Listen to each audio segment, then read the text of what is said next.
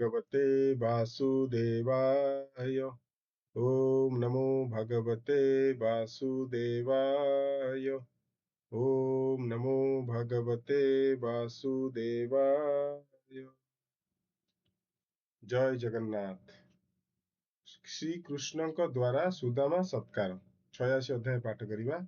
66तम अध्याय। श्रीकृष्ण सुदामार संगे गुरु भवन कथारंगे पचारि लभिले आमोद 86 रे ए संवाद। सुक चरणे देई शिर बोले परीक्ष नृपवर। राजा परीक्षित उवाच भोमुनि अनंत चरित शुणी होइली कृतकृत्य। महात्मा अनंतर बाणी आत्मा पवित्र कली शुणी। शंकर शरण कर्म जेते अनंत बल अप्रमिते। माया मनुष्य रूप धरी देवे अद्भुत कर्म करी। अधर्म नाशी धर्म रक्षा पुराई साधु मन वांछा। हरिले धरणीर भार ब्रह्मा शंकरे अगोचर।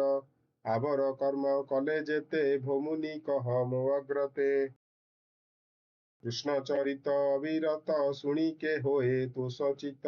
काम्य संकल्पे मूढ़ जन विष्णु माया रे होई छन्न।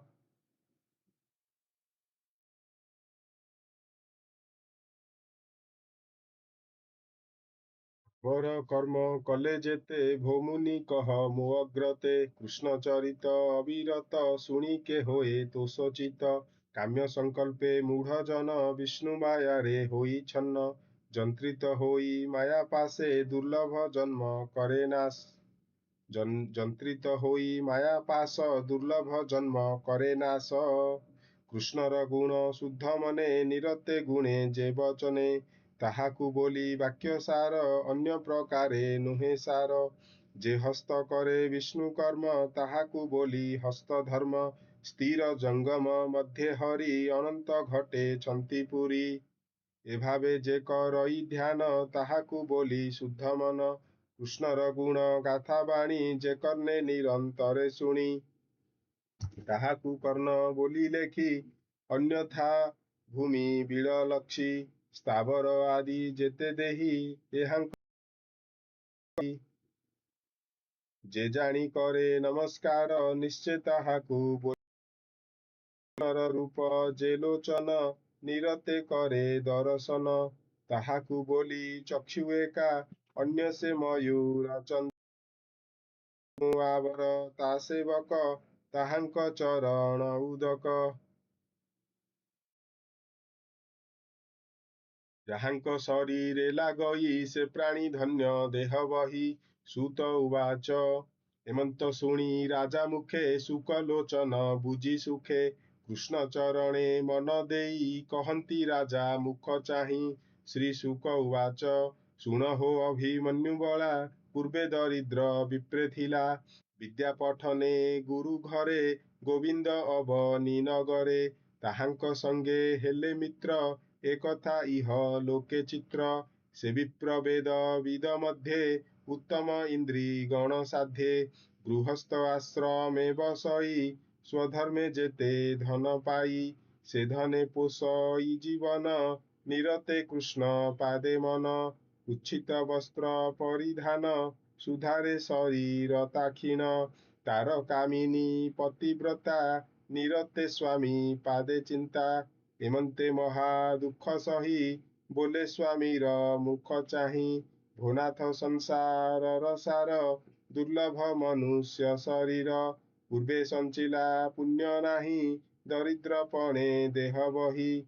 आहारे होइलु निराश धिक आम्भर गृहवास। पूर्वे न देलु विप्र हस्ते एबे पाइबु केउ मते। होइला दरिद्र जीवन भोनाथ शुण मो वचन। तुम्भे जे बोलू थाओ नित्य मु मित्र कृष्ण र संगते।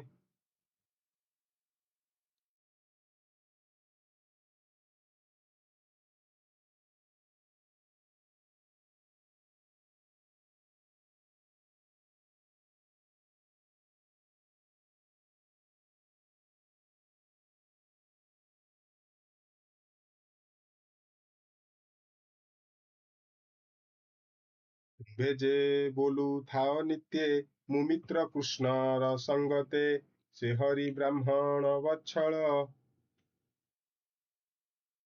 କରୁଣା ସିନ୍ଧୁ ଆଦିମୂଳ ଅନାଥ ଜନ ନିସ୍ତାରଣ ଶରଣ ପରମ କାରଣ ସାଧୁଜନଙ୍କ ନିଜପତି ନିଶ୍ଚିନ୍ତେ ଛନ୍ତି ଦ୍ୱାରାବତୀ ତାଙ୍କ ନିକଟେ ତୁମ୍ଭେ ଯାଅ ମୋର ଦରିଦ୍ର ପଣ କହ ମିତ୍ର କାମିନୀ ଦୁଃଖ ଶୁଣି ଦୟାସାଗର ଚକ୍ରପାଣି ଅନେକ ଧନ ତୁମ୍ଭ ହସ୍ତେ ଦେବେ ସେ ମିତ୍ର ଭାବ ଅର୍ଥେ ତାହାଙ୍କ ପାଦ ପଦ୍ମ ଚିତ୍ତେ ଯେ ପ୍ରାଣୀ ଚିନ୍ତେ ଅବିରତେ ତାହାକୁ ଆତ୍ମା ପଦ ଦିଅନ୍ତି ଏ ତଥ୍ୟ ବେଦେ କହିଛନ୍ତି ଯେଅ ବା ଧନ ଅର୍ଥେ ସେବେ ଧର୍ମାଦି ତିନି ବର୍ଗ ଲଭେ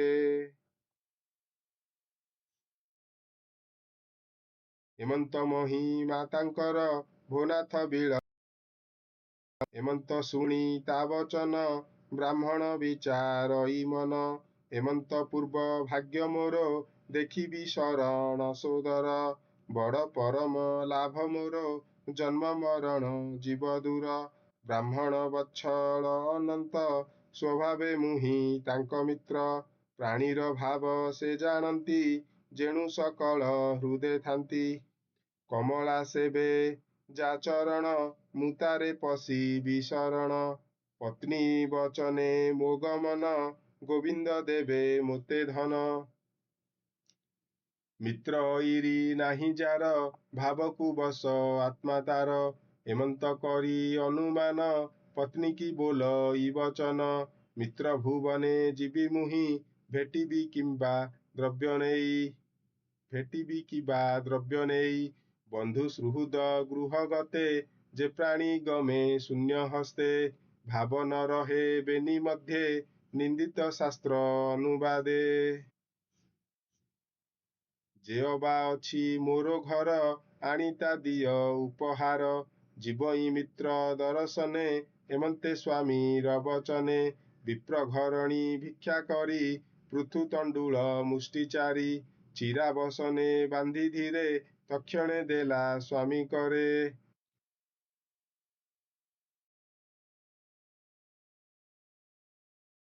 ଠକ ପୃଥୁକ ଘେନି ଉପାୟନ ବିପ୍ର ଦ୍ୱାରକା আগমন বিপ্র চিন্তই পথে যান্তি কেমন্তে ଦାରିଦ୍ର୍ୟ ଦୁଃଖ ଏ ମୋହର ସେ ହରି ବ୍ରହ୍ମାଣ୍ଡ ଠାକୁର ହେମନ୍ତେ ବିଚାରଇ ମନେ ପଥେ ଗମଇ ସାବଧାନେ କଣ୍ଟକ ତୃଣ ଲତା ଗୁଳ୍ଗ ପାଷାଣ ପର୍ବତ ଦୁର୍ଗମ ଘୋର ଗହନ ଗଲା ଜିଣି ଗମଇ ଦିବ ସରଜନୀ ଅନେକ ପାଇ ପଥଶ୍ରମ ମିଳିଲା ଦ୍ୱାରକା ଭୁବନ ବୃଷ୍ଟି ଅନ୍ଧକ ଯଦୁପୁର କିଅ ବା ଦେବା ପଟାନ୍ତର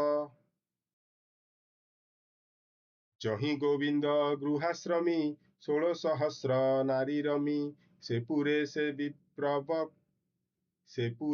ବିପ୍ର ପ୍ରବେଶେ জীব যে সনে ব্রহ্মে মিশে মিলিলা রুক্মিণী মন্দির যহি বিজয় চক্রধর বিপ্র মিলিলা সে ভুবনে ভকত বন্ধু দর্শনে গোবিন্দ বিপ্র মুখ দেখি উঠিলে আসন উপেক্ষী প্রিয়ার সঙ্গ ছাড়ি হরি বিপ্রকু আলিঙ্গন করি জগত বন্ধু দামোদর হৃদে লগাই বিপ্রবর আনন্দে পুণ কোଳେ নয়ନ ଯୋଗୁଁ ଅଶ୍ରୁ ଗଳେ ପଲ୍ୟଙ୍କେ ମିତ୍ର କୁବସାଇ ଚରଣ ଶୁଦ୍ଧ ଜଳେ ଧୋଇ ଶୋକ ଉଦକ ଶିରେ ଲଇଁ ନମିଲେ ବ୍ରହ୍ମାଣ୍ଡ ଗୋସାଇଁ ଯା ପାଦ ଜଳ ଗଙ୍ଗା ନଦୀ ପବିତ୍ର ଜଗତେ ପ୍ରସିଦ୍ଧି ଯା ନାମେ ସର୍ବ ପାପ ହରେ ସେ ବିପ୍ର ପାଦ ବହେ ଶିରେ ସୁକରେ ଘେନି ଚତୁଃସମ ସୌରଭ ଗନ୍ଧେ ମନୋରମ ଆନନ୍ଦେ ବିପ୍ର ଅଙ୍ଗେ ବୋଳି ଭକତ ବନ୍ଧୁ ବନମାଳି ଅଗୁରୁ ଧୂପ ଦେଇ ପାଶେ ପାଦ ପୋଛନ୍ତି ପିତବାସେ କର୍ପୂର ବାସେ ଦୀପପନ୍ତି ଆନନ୍ଦେ ଜାଳି ଯଦୁପତି ଚରଣ ପୂଜି ଷଡ଼ ଅର୍ଘେ ତାମ୍ବୁଳ ଦେଲେ ଅନୁରାଗେ କୁଶଳ ପ୍ରଶ୍ନ ଭଗବାନ ମିତ୍ରେ ପୁଛନ୍ତି ତୋଷ ମନ। ଉଚ୍ଛିତ ବସ୍ତ୍ର ଦ୍ୱିଜବର ମଳିନ ଦିଶେ କଳେବର। ଛୁରା ଅନଳେ କମ୍ପେ କାଏ ଶିରାଦିଶଇ ସର୍ବଦେହେ। ଦିବ୍ୟ ଚାମର କରେ ଧରି ବିଜନ୍ତି ଭୀଷ୍ମ କୁମାରୀ। କୃଷ୍ଣର ଅନ୍ତପୁର ନାରୀ ବିପ୍ରଙ୍କୁ ଦେଖନ୍ତି ଉଭାରି। କୃଷ୍ଣର ସଭା ଅନୁମାନେ ଦେଖନ୍ତି ବିସ୍ମିତ ବଦନେ। ଏକ ଆରେକ ମୁଖ ଚାହିଁ ବୋଲନ୍ତି ଗାଲେ ହସ୍ତ ଦେଇ।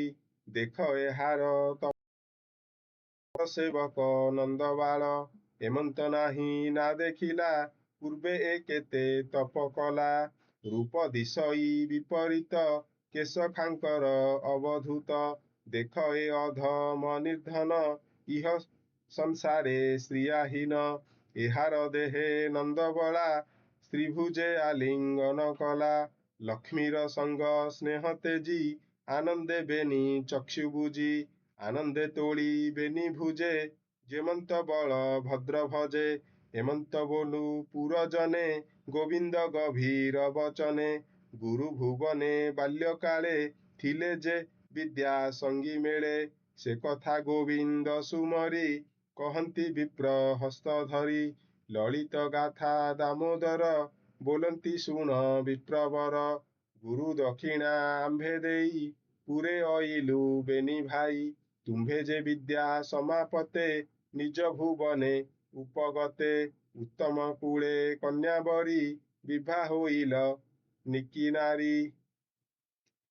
ତାହା ମୁଁ ନ ମଣଇ ସତ ଦେଖି ତୁମ୍ଭର ଦୁଃଖ ଚିତ୍ତ। ଗୃହ କରଣେ କାମ ଭୋଗେ ତୁମ୍ଭର ମନ ବୈରାଗେ। ନିରେଖ ପ୍ରାୟ ମୁଁ ମଣଇ ବୋଲନ୍ତି ପ୍ରଭୁ ଭାବଗ୍ରାହୀ। ଥୋକାଏ ଲୋକ ଏ ସଂସାରେ କର୍ମ ସାଧନ୍ତି ନିଜ ଘରେ। କର୍ମ ନୁହନ୍ତି ହତଚେତା ସଂସାର ଗୃହେ ମୁହିଁ ଯଥା। ଭୂମିତ୍ର ଗୁରୁ ଗୃହେ ଥାଇ ବିଦ୍ୟା ପଢ଼ିଲୁ ବେନି ଭାଇ। ତୁମ୍ଭର ସଙ୍ଗେ ଶିଶୁ ବା କଲୁ ବାଳକାଳେ। ଗୁରୁ କହନ୍ତି ଜ୍ଞାନ ସାର ଯେଣେ ନ ଲାଗେ ଏ ସଂସାର। ଯେ ଗୁରୁ ପୁଣ୍ୟ କର୍ମ ଫଳେ ଜନ୍ମ ଲଭିଲୁ ମହିତଳେ। ସେ ଆଦି ଗୁରୁ ଜନ୍ମ କର୍ତ୍ତା ତହୁଁ ଅଧିକ ବିଦ୍ୟାଦାତା। ତାତହୁଁ ଶ୍ରେଷ୍ଠ ଜ୍ଞାନ ଗୁରୁ ମହିମା କେବା ଅନ୍ତ କରୁ। ଆଶ୍ରମୀ ଜନ କାମଦାତା ମୁଁ ଯେହ୍ନେ ଜ୍ଞାନ ଗୁରୁ କର୍ତ୍ତା। ପ୍ରାଣୀ ବର୍ଣ୍ଣାଶ୍ରମ ମଧ୍ୟେ ପଣ୍ଡିତ ଶାସ୍ତ୍ର ଅନୁବାଦେ।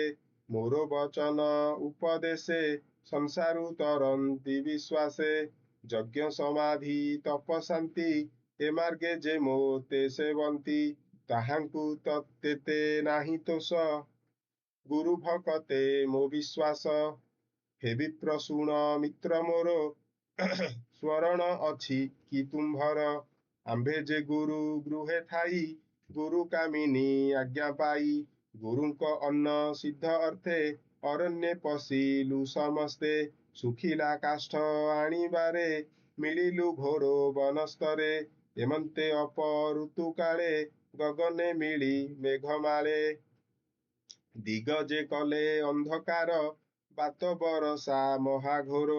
ନିଷ୍ଠୁର ବଜ୍ର ଘାତ ତ୍ରାସ ବନେ ନ ଦିଶେ ଦଶ ଦିଶ। ତକ୍ଷଣେ ରବି ଅସ୍ତ ଗଲା ଘୋର ତିମିର ପ୍ରକାଶିଲା। ଶୁଖିଲା କାଷ୍ଠ ଘେନି କରେ ଆମ୍ଭେ ପଶିଲୁ ବନ ଘୋରେ। ଜଳେ ପୂରିଲା ବନ ଭୂଇଁ ସ୍ଥଳ ଗଭୀର ନଦୀ ସଇ। ଜଳ ପବନ ଦେହେ ବାଜି ଆମ୍ଭେ ଯେ ବୁଲୁ ସ୍ଥାନ ଖୋଜି। ଏକ ଆରେକେ ହସ୍ତ ଧରି ଦିଗ ନ ପାରୁ ସ୍ଥିର କରି। କାତରେ ଉଠି ବୃକ୍ଷ ଡାଳେ ରାତ୍ର ବଞ୍ଚିଲୁ ସଙ୍ଗ ମେଳେ। ଏମନ୍ତେ ରଜନୀ ପାହିଲା ରବି କିରଣ ପ୍ରକାଶିଲା।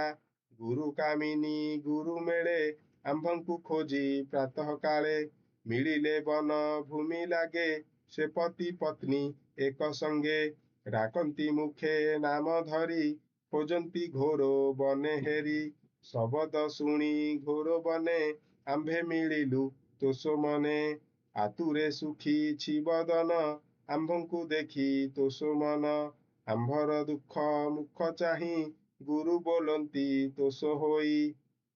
ହେ ଶିଷ୍ୟ ପୁତ୍ର ମୋର ଅର୍ଥେ ତୁମ୍ଭେ ଯେ ଗହନ ବନସ୍ତେ ଦୁର୍ଲଭ ପ୍ରାଣ ଏ ଜଗତେ ଏହା ନ ଗଣ ମୋର ଅର୍ଥେ ଦୁଃଖେ ଭ୍ରମିଲ ଘୋର ବନ ମୁଁ ଆଜ ହୋଇଲି ପ୍ରସନ୍ନ ଯେତେ ତୁମ୍ଭର ମନୋରଥ ମୋର କଲ୍ୟାଣେ ହେଉ ସାର୍ଥ ତୁମ୍ଭର ବେଦ ବିଦ୍ୟା ଯେତେ ନିଶ୍ଚଳେ ରହୁ ଶୁଦ୍ଧ ଚିତେ ହେମନ୍ତ କଲେ ସେ କଲ୍ୟାଣ କୃଷ୍ଣ ବୋଲନ୍ତି ମିତ୍ର ଶୁଣ। ଏମନ୍ତେ ନାନା କୌତୁକେ ବଞ୍ଚିଲୁ ଗୁରୁ ଗୃହେ ସୁଖେ ଗୁରୁ ପ୍ରସନ୍ନେ ବିଦ୍ୟା ଜାଣି ବ୍ରାହ୍ମଣ ବୋଲେ ତାହା ଶୁଣି ତୁ ନାଥ ଦେବଙ୍କର ଗୁରୁ ବିପାକ ଫଳ ତୁ ବିଚାର ମନେ ତୋର ମେଳେ ମୁଁ ଯେ ବଞ୍ଚିଲି ବାଳ କାଳେ ତୋ ସଙ୍ଗେ ଥାଇ ପୂର୍ଣ୍ଣ କାମ କାହୁଁ ଲାଗିବ ଭବଶ୍ରମ ଦେବଙ୍କ ସ୍ଥାନ ତୋ ଶରୀର ତୁ ଆଦି ଧର୍ମ ନିରାକାର ସର୍ବସମ୍ଭବ ତୋ ଶରୀରେ ତୋ ସଙ୍ଗେ ଗୁରୁଙ୍କ ନଗରେ ମୁଁ ଥିଲି ବୋଲିବ କେ ଜନ ଏ ବଡ଼ ଶାସ୍ତ୍ର ବିଡ଼ମ୍ବନ କୃଷ୍ଣ ପ୍ରସନ୍ନେ ଭାଗବତ କହଇ ବିପ୍ର ଜଗନ୍ନାଥ। ଇତି ଶ୍ରୀମଦ୍ଭାଗବତେ ମହାପୁରାଣେ ପରମହଂସ୍ୟାଂ ସଂହିତାୟାଂ ଦଶମ ସ୍କନ୍ଧେ ଶ୍ରୀରାମଚରିତେ ଷଡ଼शीतितମो ଅଧ୍ୟାୟः।